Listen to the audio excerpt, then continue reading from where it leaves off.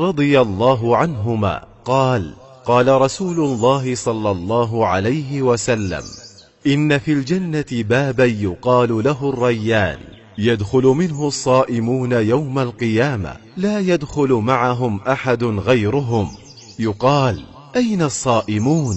فيدخلون معه، فإذا دخل آخرهم أغلق، فلم يدخل منه أحد.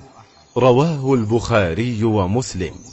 waxaa laga wariyay Sahal ibn Sa'd as-Sa'idi radiyallahu anhuma inuu nabiga yiri sallallahu alayhi wasallam jannada dhexdeeda waxa ahaaday albaab la yiraahdo Rayaan, waxa maalinka qiyaame albaabka ka gali doona dadka sooman kamana gelayo la jirkooda qof aan iyagu ahaynin, waxaana lagu oranayaa dadkii soomnaa ka gala albaabka xaqiisa, marka uu ka galo kooda uu dambeeya waa la xiraa kamana galo qof kale albaabka xaqiisa. waxaa soo saaray Bukhari iyo Muslim.